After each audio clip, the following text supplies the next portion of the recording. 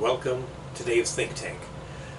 This is the fifth and probably final video in this series on reprogramming the Flash Gordon using an Arduino. Although, I said the exact same thing in the fourth video. I said there was not much left to be done, but since then I've had 3 software releases. I've added some really useful game test features. I've changed out some rules and display features. I've added a kids mode to make the game more fun for younger players.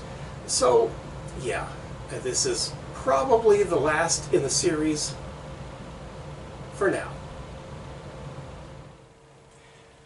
I was having an issue with the count of drop targets maintained in the credit window throughout the game. It wasn't always matching the actual number of targets hit. I went through the code a million times and couldn't see any software reason for it. So I started looking into the hardware. Now my first thought was switch matrix issues, and I did a whole video on that, but that was not the problem.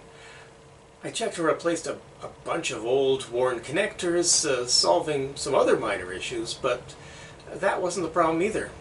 I finally decided in order to find the actual problem, I was going to have to write some new tests.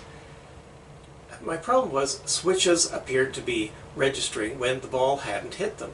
In order to figure out what was going on, I needed to know what switches were firing, when they were firing, and in what order.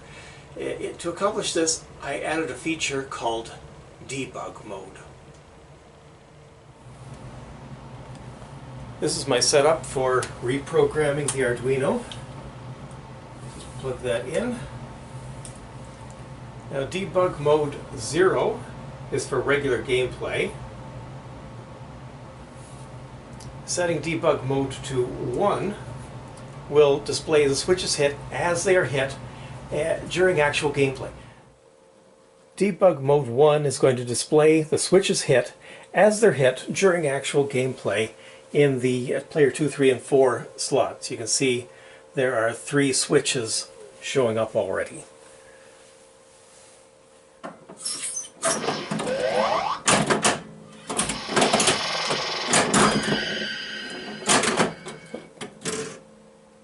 That didn't last long, but you can see as the switches are hit, I scroll across through here, through here, through here, you've always got the latest 9 switches hit.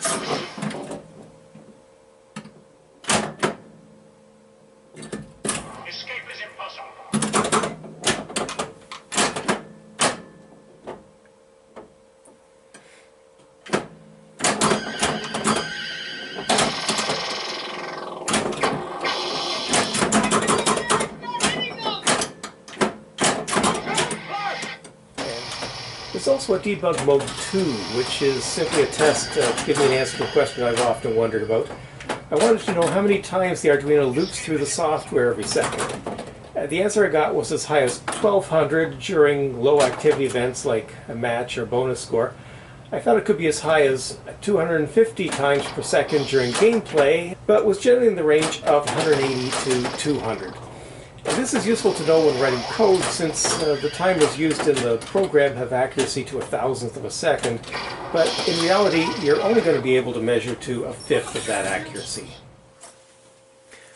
So I eventually realized that I was dealing with switches that were being set off through vibration from drop target resets. And it occurred to me this would be a whole lot easier to figure out if the self-test for solenoids would display any switches that were set off during the test. So now, if you're in the solenoid test, watch the credit window. If a switch is activated, it will be displayed here.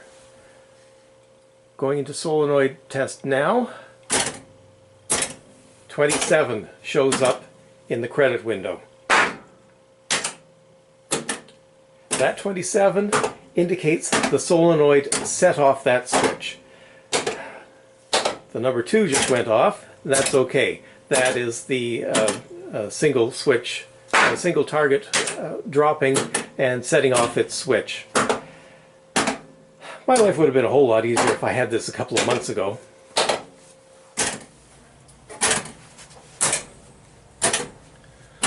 While we're here, I want to demonstrate how easy it is now to test solenoids.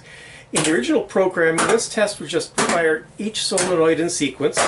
If you need to see a specific solenoid fire, you just had to wait for it to come around again, listening to this lovely racket the whole time. And now, when the solenoid you're interested in comes around, you can press the game button, and that solenoid will continue to fire.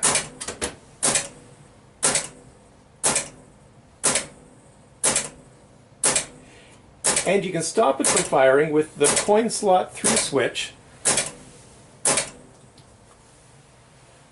so you can make adjustments or reset the playfield for another test. Or for example, if I need to see the drop target here firing, resetting, with the switches down, I just stop it, set them down, and turn the solenoid back on.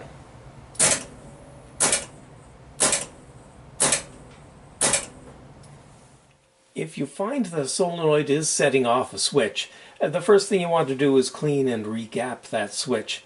But suppose it's persistent and continues to activate inappropriately.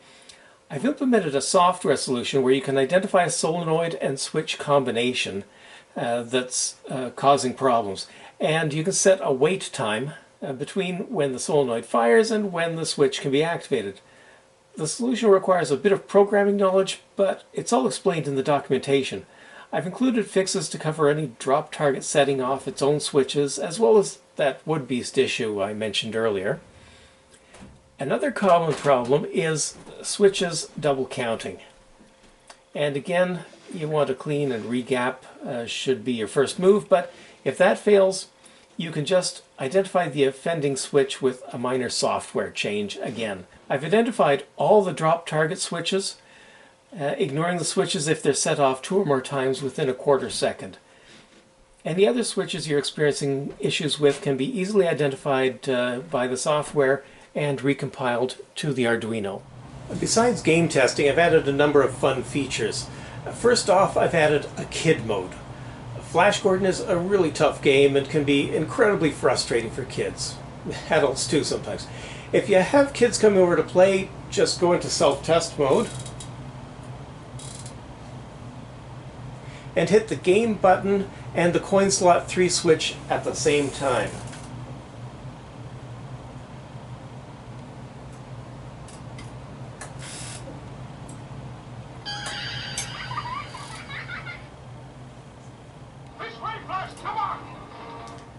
This sets all the dip switches to their easiest modes.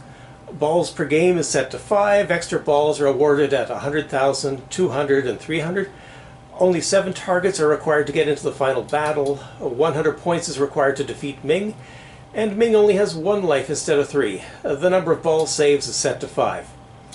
In short, it's a much easier, better suited game for kids. Another use for this feature would be if you have different people in the same household who prefer different game features. The documentation goes over how you could set up the 2 different sets of rules and easily switches between them.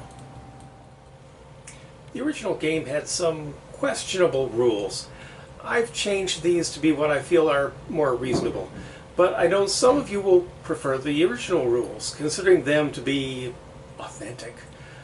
So I've added a self-test, number 25, that allows you to maintain the original rules. So, what rules am I talking about? The original game allowed you to earn the 15-second timers only once per ball for each of the 2 times and 3 times bonuses. Why would you limit the game this way? Both of these are incredibly difficult to earn, so you're very unlikely to earn them twice in a ball anyway. But if you did, why not reward the player with another 15-second timer? There are 2 more rules that I've changed. I'm sure most of you have noticed early on with your Flash Gordons that when the Super Ring score is awarded by entering the shooter lane,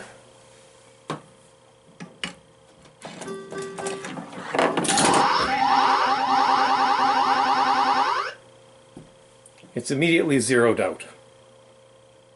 The same is true for the mini ring score being awarded by hitting the upper level target.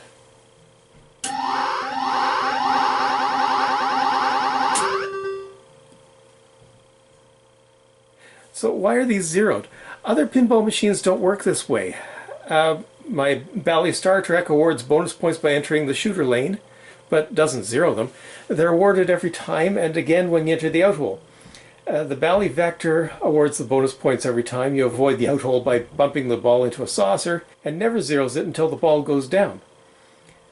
I wanted to change these rules for a while, but for you Flash purists, you can keep the old rules. Me, I'd rather take the points. I've made one more change to the way the numbers on the bonus rings are displayed. Let's look at how a couple of other machines display bonus points. This is the Bally Star Trek, and this area is known as the bonus ladder. You can see we earn points on the ladder, and it simply counts up from 1 to 9. 10 lights up, and it counts from 1 to 9 again. The 20 lights up, and it counts from 1 to 9 again.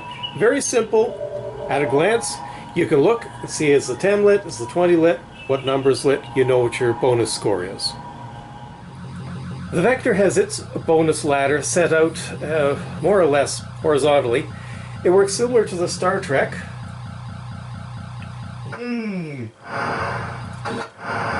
Except all the lights stay on as the score is counted upwards. When it gets to 10, it starts over again. The 10 stays lit. You count up to 9, 20, and again you count up to 9.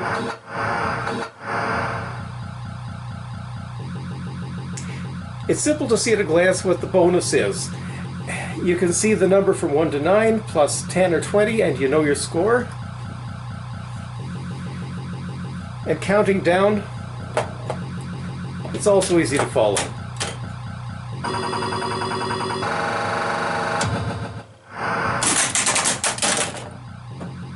So let's look at the Flash Gordon. It has 2 bonus ladders implemented as circles, which is fun and innovative.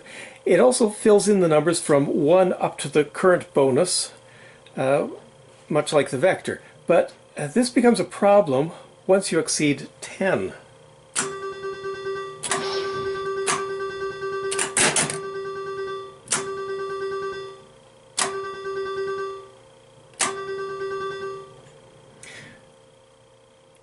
With the 10 right next to the 1, it's not so easy to tell your bonus score at a glance.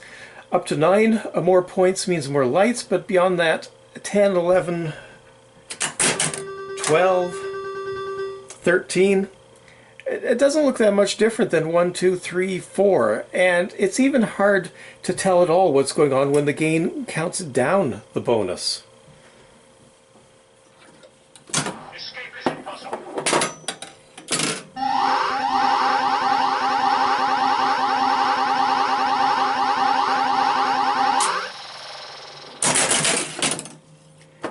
Counting down from 19, it appears to zero out the display twice. You can't easily follow what it's doing. To fix this, I've changed the bonus count for numbers above 10. The count from 1 to 9 looks the same, filling in all the lights around the ring.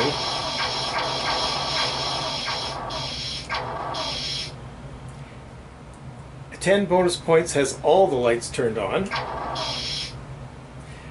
But then for 11, all the lights stay on, but 1 goes out. For 12, the 2 goes out. And so on. 13, 14, 15, 16. So at a glance, more points looks like more lights. Noting which light is out tells you the score without having to double check if the 10 is lit. And the countdown looks like this.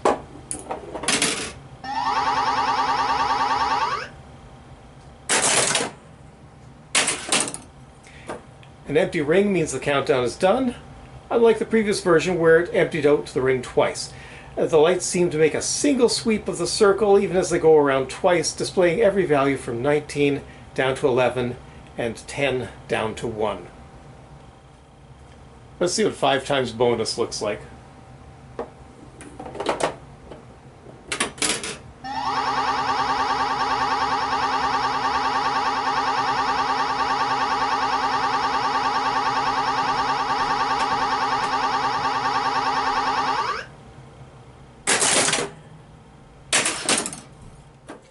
In addition to all these changes, I've continued to fix software bugs.